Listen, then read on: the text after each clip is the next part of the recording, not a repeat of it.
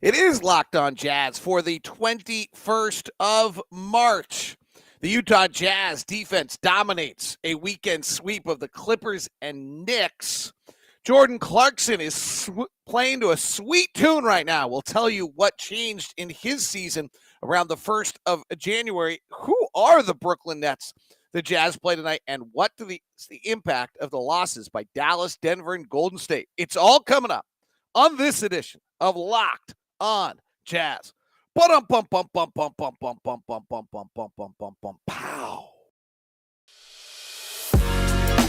You are Locked On Jazz, your daily podcast on the Utah Jazz. Part of the Locked On Podcast Network, your team every day. Hello, how are you? I'm David Locke, radio voice of the Utah Jazz, Jazz NBA insider. This is Locked On Jazz, your daily podcast on the Utah Jazz, giving you insight, expertise, geeky numbers, and hopefully making it way better to be a Jazz fan each and every day. Thank you so very much for making Locked On Jazz your first listen of the day. We are free and available on all platforms. Please subscribe for free on whatever iTunes you are watching or podcast provider you are following, and please do the same on YouTube, where you can follow and subscribe for free. And please hit that little notification bell so that you know when we do something. Great to have you aboard. Thanks very much for the live audience that always joins us. We are in New York City, the Jazz and the Brooklyn Nets today.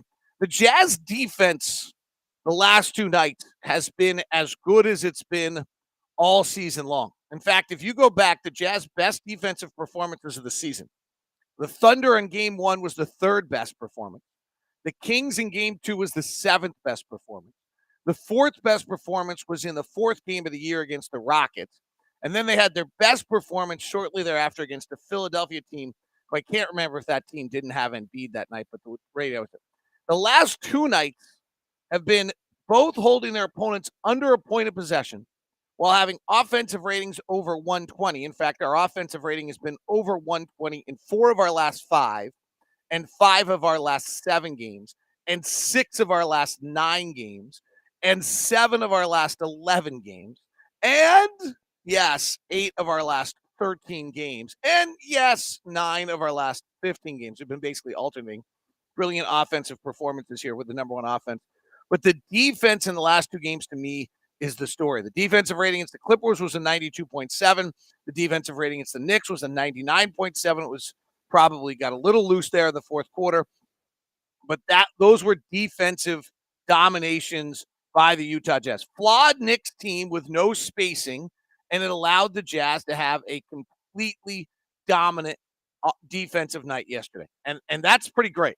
And that's exactly what the Jazz should do, and it's the value of having 2 7-footers. It's what makes the Jazz who they are. And the Knicks don't have floor spacing, and they don't do a lot of things offensively with a great deal of creativity. And so the Jazz were able to take a flawed basketball team and expose them. And there's nothing, the fact is that most teams in the league have some flaws. We know what ours are, and we've seen teams expose ours. And so that's not a playoff team. That's a team that's now 30-41 on the season, and the Clippers are barely a playoff team. But the fact is that's exactly what we're supposed to do when we play those teams. Let's run it down. So it was pretty interesting yesterday what happened. And we'll walk through it. The first quarter, the Jazz I think I had to kind of figure it out. The Knicks hit a bunch of threes. They were 7-11 from 3, and our defensive rating was bad. It was a 141. We actually got beat in that first quarter. You're trying to figure out, and it got worse as the quarter went on. Hassan came in, and his 521. The defensive rating was a 179. But then the Jazz kind of figured out, one, the Knicks weren't going to go 7-11 from 3. 2, the Jazz kind of figured out. Then the defensive rating was a 91.7. Jordan played all 12 minutes of that second quarter, which was a little unusual. He's been playing so well. Hassan Whiteside was the exact opposite. His defensive rating was an 88. The Jazz really clicked in that second quarter. Third quarter, the defensive rating came to an 87.0. It was a 79 when Rudy was on the floor. It was an 82 when Hassan was on the floor. They completely dominated Julius Randle and the inside portion of the game. And then it was a 90.1 in the fourth. You don't have a lot of nights in which you have 3 quarters in which your defensive rating is under 100. It was pretty great. The other thing that was so great to that was what the Jazz did dominantly in the paint. So, and this is where the Jazz having 2 7-footers absolutely changed everything. In the first quarter of the game, the Knicks went 2 for 3 at the rim, only 3 shots at the rim. So they go 7 of 11 on threes. They're living in a way that they can't survive. And they go 0 of 4 in the paint non-restricted area. So they're 2 of 7 in the paint. This was the sign like, okay, we're going to be okay, even though they hit 7-11 from 3. In the second quarter, they go 3 of 6 at the rim, 1 of 5 or 1 of 3 in the mid-range. Sorry, I don't have my glasses. They're 4 of 9 overall, and their 3 stopped falling. In the third quarter, the Jazz, they go 3 of 8 at the rim and 0 of 3 in the paint non-restricted. So they're 3 of 11 in the paint as Rudy and Hassan really come out in the fourth quarter, step up their coverage a little bit and kind of break the Knicks. And then the Knicks made their surge. It was a 5-point game with Emmanuel quickly going to the free throw line on another fouled 3-point play. The Jazz fouled 5 3-point shooters the other night, which was probably not great. Well, actually, it isn't great. And from there, quickly only makes 1 of 3 free throws, and the Jazz then go on a run and get back in the ball game and run out the ball game. And that's, there's a little mental fortitude that we've been looking to see there as well from the Utah Jazz is, how do you handle that surge? It felt, we've had the 3 fourth quarter losses this year. We've had, I think, 10 second half, maybe 11 now, second half double-digit losses. I got it. Like, we all feel it. I think they feel it. It's pretty obvious that there's a level of tension when the lead starts to fall apart of whether we're going to react correctly to that and how we're going to do closing out a close game. And the fact is that the Jazz really owned that last night. They did that about as well as they could. Now, the Knicks have not come back from a single 10-point deficit in the fourth quarter all year. Most teams don't, or a lot of teams don't come back from more than 1 or 2. Just quickly over the Clippers game. The Clippers game was equally as dramatic. First quarter, 83.3 defensive rating. Second, and the game's over by halftime, right? This game's a 20-point game by halftime. So you kind of stop there. Second quarter, are you ready for this? The Jazz defensive rating was a 56. So the Jazz and then in the third quarter, it was a 92.3 as they tied that third quarter. The Jazz offense wasn't very good. In the fourth quarter, it was garbage time. So 6 of the last 7 quarters of meaningful basketball, the Jazz have held a team below a point of possession. That's getting back to having those elite level defensive clamps as a team. They've also played 2 offensive teams, or they've also come back. They've also played 2 totally flawed, bad offensive teams. But what's key there is you're not giving up the easy baskets. You're not giving them a bunch of transition. Our transition defense has improved dramatically.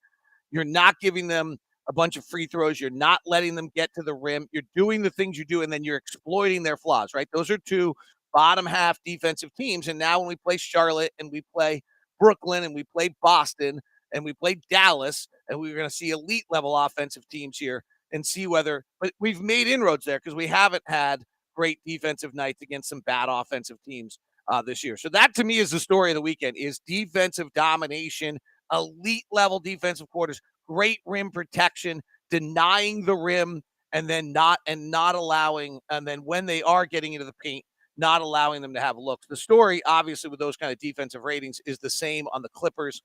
On the Clippers game, they were 3 of 8 in the first quarter in the paint, 2 of 3 at the rim. They were 1 of 8 in the second quarter at the rim in that game. And in the third quarter, they were 4 of 4 at the rim, but 5 of 12 overall in the paint. So same story, the size and length. In that game, we did it without Whiteside as well. So that's the story to me. Jordan Clarkson is playing a sweet tune in his head right now, and it all has to do with the return of a little bit of a coach that works with him. I'll tell you that story, as well as we should touch on Donovan's masterful performance last night with 7 3-point shots and domination coming off a game off against the Clippers. Who are the Brooklyn Nets? We'll dig into the numbers together on that. And what is the impact of the losses by the Warriors, the Nuggets, and the Mavericks? It's all coming up as we continue on Locked On Jazz. Today's show, a Monday edition, is brought to you by Murdoch Chevy, located out in Woods Cross, also in Logan and in Linden. The Murdochs, 80-plus years in Utah, part of the community, are not charging you more than MSRP. My dad actually is literally looking at a car right now and talking to the guys at Hyundai and was about to buy a car from them in Salt Lake because they're $10,000 to $15,000 more for the exact same car in California than if they bought it from the Murdochs here, who are not going to gouge them on pricing. That's what the Murdochs are doing. That's the Utah spirit. And that's what you can get at Murdoch Chevy as well as Murdoch Hyundai. The Chevrolet and the Tahoe are the trucks that are just so awesome. The SUV lineup is super underrated, from the classic Blazer being back to the lineup, to the Equinox, to the Trax, all there for you as well. And I mean, you can always talk about the Corvette and things like that. And the Suburban and the Tahoe are known Utah County entities. So feel free, if you're going to head down to Murdoch Chevy, email me first at dlock09@gmail.com. They're located in Logan as well as in, they're located in, Logan as well as Woods Cross. Today's show is also brought to you by our friends over on betonline.net. If you've been playing all the tournament action, what a crazy weekend it always is. Took place over the weekend. Super fun games to be involved in. If you need more information on everything that's going on, whether it's news, podcasts, the rest, go to betonline.net to get the latest odds of everything taking place and what's available for you. The Raiders, by the way, they have the Raiders Jacksonville odds for the August 4th game. I love it. Like, how far ahead do we need to get in our betting lines already? Jazz at Brooklyn tonight. I was going to look that up. I haven't looked it up. I would assume the Nets are favored tonight, but let's see. Jazz are a 1.5 point favorite tonight. The other game we're interested in today is the Dallas-Minnesota game, and that game has Dallas as a 3-point favorite in that matchup for us. All right. That's all at betonline.net. So Jordan Clarkson started the year miserably. He was frantic. He was out of rhythm. He seemed excessive in his shooting. He almost seemed kind of overly selfish, which is just not his personality at all. As much as, he shoots all the time. He thinks he's open when he gets off the bus, right? What was the Luke Walton? Luke Walton said most guys get off the bus and think they're open. He thinks he's hot when he gets off the bus. And so if you look at Jordan, it was a tough start of the year. The first 20 games of the year, Jordan is shooting 38% and 28% from three. Pretty brutal. And then if we take it to the first about 30 games of the season, Jordan is still shooting 38% and 31% from three. It starts to uptick. It's a little bit of a natural uptick. So I want to point out here, in fairness, that there is an uptick that is, if you go look at games 21 to 30, we see Jordan has already started a little bit of an uptick. He's at 41 to 35. So I don't want to overplay this, but I think it's a worthwhile story in the sense of like all the things our players are going through, little things we don't know about that are taking place. So Jordan he works with Brian Bailey, and he also works with Jeff Watkinson, who's one of the Jazz assistant coaches. Jeff Watkinson happened to tear his Achilles tendon while playing pickleball this year and was suddenly not available to work out on the floor and was not traveling with the team. And so Jordan, one of the things that people talk about when they talk about what Jordan and Jeff have is that Jeff calms him. That for whatever reason, Waddy's kind of relationship with Jordan, they get each other and they calm him. And as much as like Jordan seems like this totally free spirit, he actually, one, is obsessed with doing well. And when he doesn't do well, gets very frustrated. Probably as frustrated as anyone on the team.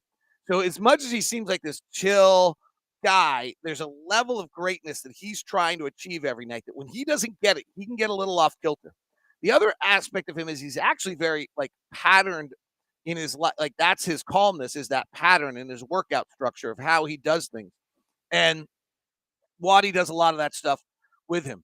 again, there was a natural uptick that was taking place, and I don't want to like you know I actually don't, what I really don't want to do is I don't want to discredit the player in what Jordan did on himself, but you can decide whether you think this is coincidental or not. But Jeff Watkinson returns back to full time coaching with the Jazz right about January 1st.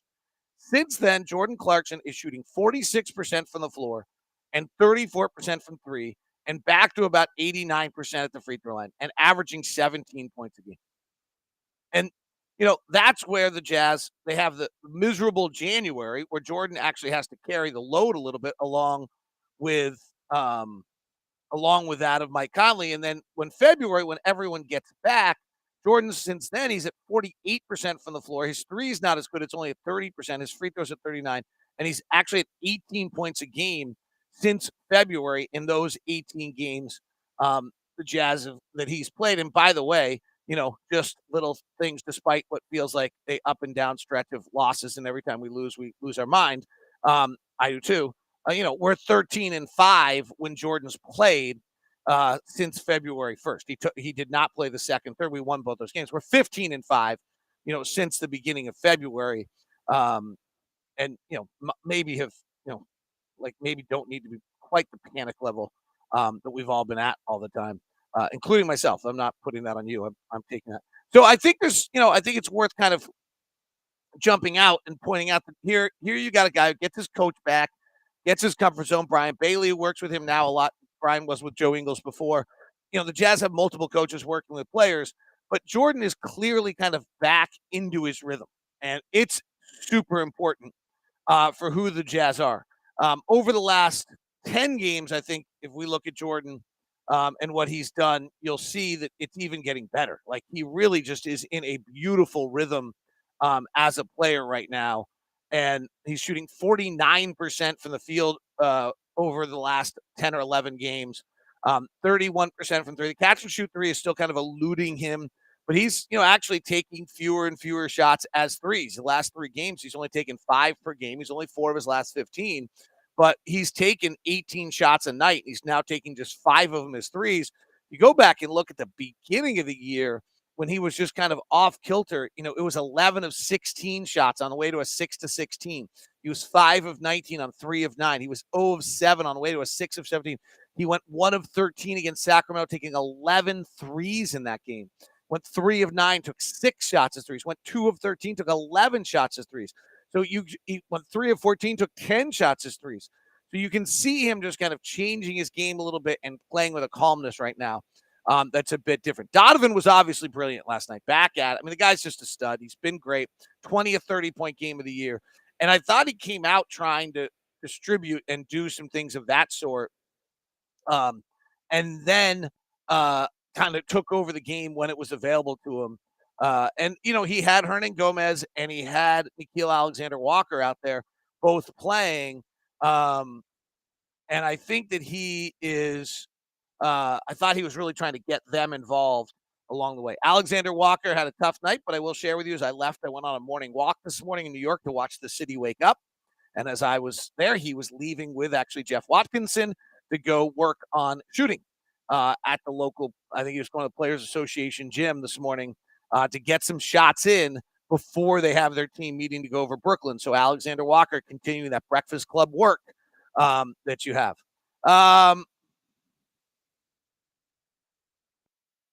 Let's see. I was just checking to see, was Donovan Mitchell's second, any questions? Taylor wants to know if Donovan Mitchell's second dunk was the best of the season. No, because he hurt his hand on it. Was then acting, and then I screwed up whether it was his left hand or his right hand on the broadcast. Matthew Alford says that yesterday on the Jazz broadcast, you said the transition defense has improved. Can you elaborate a bit more with the numbers, and why do you think so? I sure can. Let's look this up. I'm going to look this up and make sure I have it exactly right to have on the broadcast. So the Jazz transition defense was 27th, I believe, in the NBA as of January 1st. And I really kind of look at the Jazz season statistically, by the way, just so you kind of all have it. I look at it as January. I look at numbers up to January 1st, and then I actually stop looking at the numbers on and then start picking them up again on February 2nd or February 1st. So I just kind of ignore the month of January when everything was certainly off kilter for the Jazz. So the Jazz, if we take a look at the Jazz from whatever October 15th, the beginning of the season, and look at our transition defense in that time period, our transition defense was 27th in the NBA. We are allowing 1.29 points per transition, and it was bad. Our overall defense, I think, in that time period was like fifth best, but we were really bad.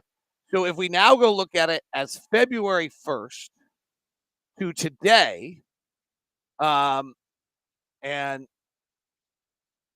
take a look at that, what I think, and let's just make sure I'm accurate. I'm literally looking this up as we speak. We are now we've slipped a little bit. We're the eighth best defensive transition defense in the league at 122.2. We're allowing a little bit more frequent transition. The biggest thing we did is I think we decided to take away the rim in transition. We were kind of playing, and Quinn's alluded to this in some press conferences. We were playing out to stop the threes and pick guys up higher, and then we just don't have the length and space to do that. And so guys were driving by us and beating us on those plays, and that now you're seeing a more concerted effort to stop the initial action at the rim and then get back out to those to the shooters, where I think before we were starting out on the shooters trying to play transition, and we were a little bit playing transition, I think, as we would play as teams were playing us, because we shoot these huge amount of threes in transition, and now you're seeing teams run with our guys in transition different ways, so we can't take it. So I think actually we're playing as though we were defending ourselves, would be my answer. To the guy who says I'm your morning espresso, I've actually had a lot today. I think I'm on like my fifth shot. La Colombe oat milk draft latte is my ultimate favorite, but I just found their chai tea draft latte with oat milk and like a little slice of heaven. All right. Today's show is brought to you by Built Bar. Locked 15 gets you 15% off Built Bar. Like, I don't know if you guys believe by now, right? Like, you know that the Built Bar thing is real. Like, if you're doubting the Built Bar thing, like, here's my bag. Oh, I mean, here's my bag of cinnamon gummy bears for my son that I got at the store. Here's my bag of Built Bars for this trip. Like, I got 10 days. I got 12, 13 Built Bars with me. Why? Because late night snack last night was prosciutto and baguettes and focaccia. I would have been way better off if I'd done the Built Bar instead of my midnight snack while doing work, having, leftover baguette, leftover. Oh, you don't want to see my garbage. Never mind. That's gross. We don't need to share all my garbage. Leftover prosciutto from Italy.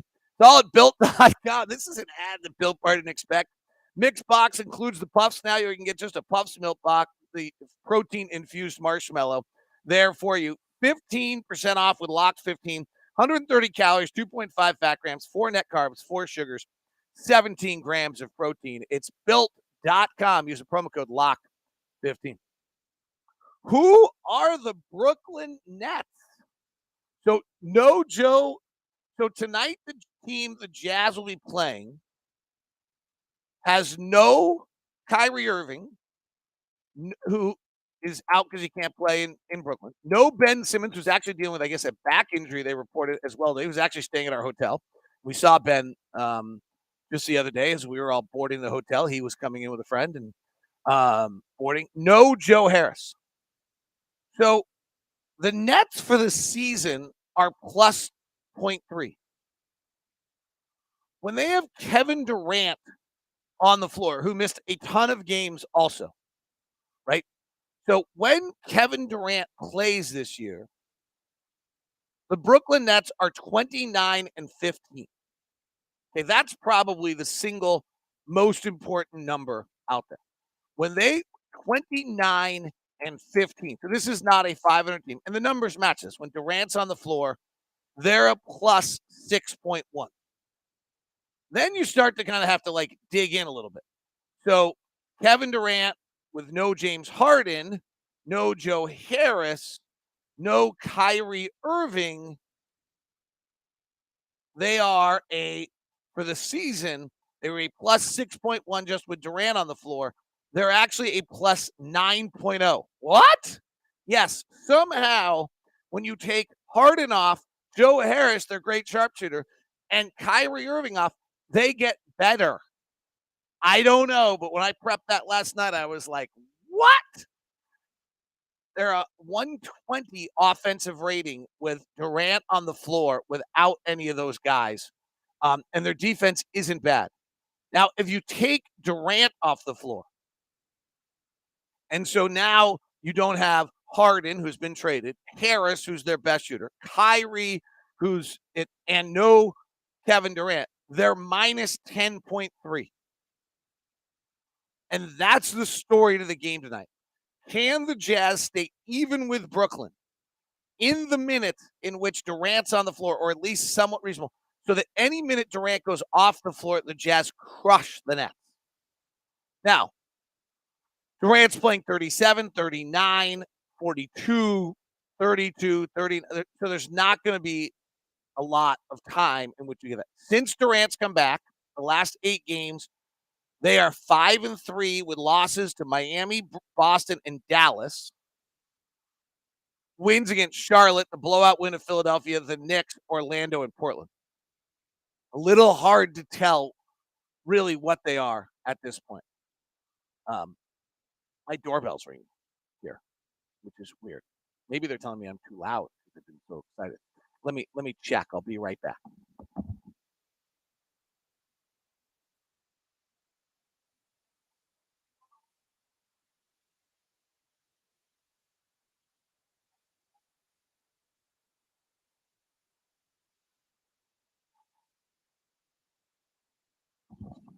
Hi, everyone. I'm back. They wanted to check my minibar, see if I'd used anything. I have not. I'm so boring. I always feel like these like posh, incredible hotels we stay at, it's like such a waste that I get one of these. I mean, I don't want to say like, don't misunderstand this. Like, I'm not asking to like get moved. But I mean, frankly, I just think that at some point my kids get out of the house, I got to have my wife come and like stay with me because someone's got to take advantage of this like amazing place, this incredibly gorgeous hotel. I just make a mess of it. Don't do anything that's, worthy. I was talking to Tim Lacombe about this, that you like stay in these nice places and like all you do is like sit in the corner and work and like barely take advantage of it. Anyway, side note, as the nice woman came to the door, that's what caused that. So that's the key to tonight's game for the Jazz is in those non-Durant minutes and then somehow slowing them down in the Durant minutes.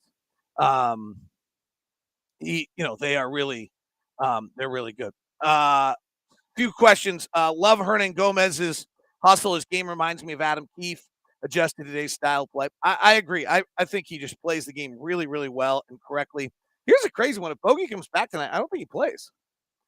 Rudy Gay was really good last night. That was the best Rudy Gay game we've probably seen all year. So I think that you have, I don't know how he plays tonight. And I think Nickeil Alexander-Walker might not play tonight if Trent Forrest comes back. So kind of a wild that what we suddenly have is a Jazz team that has a bunch of depth that we've never figured out. So, or bigger depth than we've ever had before. Not that we've never figured out. We just never had depth before. I mean, we were playing Mia Oni. Watch how many of our guys leave and then don't get picked up by someone else. That's not a sign that we didn't develop them. It's a sign that they didn't have the development. Great question here about what's coming tonight. So I think we're rooting for Dallas tonight. I know that's weird because they're closest to in the playoffs, but our first goal is to make sure we don't play in the play-in. And if Minnesota has this 7-game stretch we talked about on the show on Friday. If you missed Friday's show, and I'll put it up as the link at the end of the show on YouTube. On Friday's show, we talked about Minnesota is playing this stretch of 7 games in which they played Milwaukee, Dallas, Phoenix, Dallas, Boston, Toronto, Denver. And if they can win 5 of the 7, they're not going to be in the play-in. Well, they got the first one without Giannis against Milwaukee.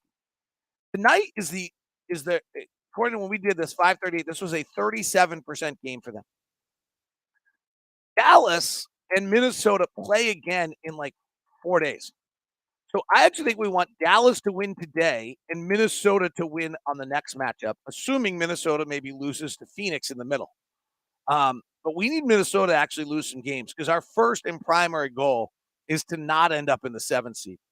So let's look at what happened this weekend. The Warriors lost a 73% win possibility game against the Spurs, and they now head on the road without Steph. And as I said, if the Warriors were to lose both of these first two games to the Spurs and the Magic, the 3-shot spot is completely in play.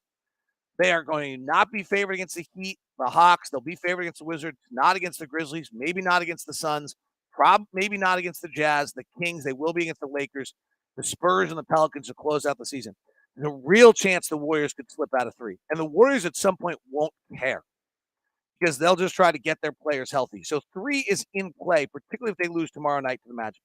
Jazz are at a 50-50 game against the Nets. What did the Jazz do? They beat the Clippers, which was an 86% game, so no big. That's exactly what they're supposed to do. And then we talked about that the Jazz have 5 pick'em games, and they've probably got to go 3-2 in those pick'em games. We got the first one. So now we got to go 2-2 in the rest of our pick'em games, which are the Nets, the Hornets, the Mavericks, and the Warriors. So we got to find a way to win 2 of those and go 3-2 in the pick'em. Dallas had 3 unlikely games. In my projections, I think I gave Dallas 1 or 2 of those to win. I think we had Dallas winning 4, 6, 8, 9 games the rest of the way. Actually had them winning 8.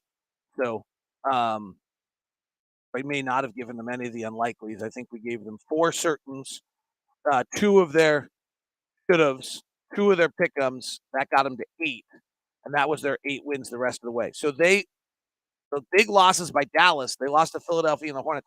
Actually, not that big a deal. There were 3 unlikely games for them. We had them go 0-3 in the unlikely, and that was one of those. We had the 40 to 60% pick 'em was the Hornets game right there. We had them splitting those. They lost there. So not that big a deal. Like Dallas's projection, which we had at 51 wins, tied with Utah, is not dramatically different after those 2 losses. What they really didn't do is take advantage of it. Denver, we had finishing.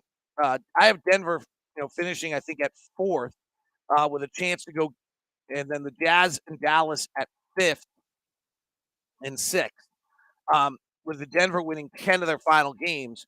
And if you recall, we had Denver at certain wins 4, should wins they had 4, so that got them 3. That was 7 or 2. Should wins 3 pick'ems. I think we gave them 3 of those as well, and that got them to the 10. So we were being a little, I was being a little aggressive with Denver.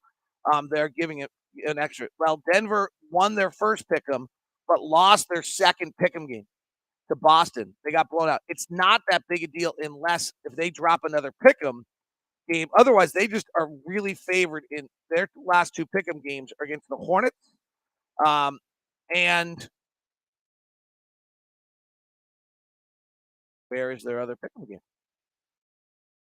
Maybe the Pacers. I expect they would win both of those 2 games the rest of the way. If they do that, they're right on track to exactly what we had Denver doing in winning 52 games. So this was not, again, it felt great that Dallas and Denver lost games this weekend, but actually not a big change in the playoff picture.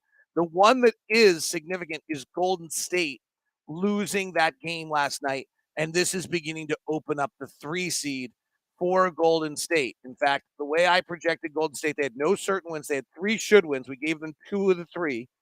They had pick'ems. We gave them 3 of the 5.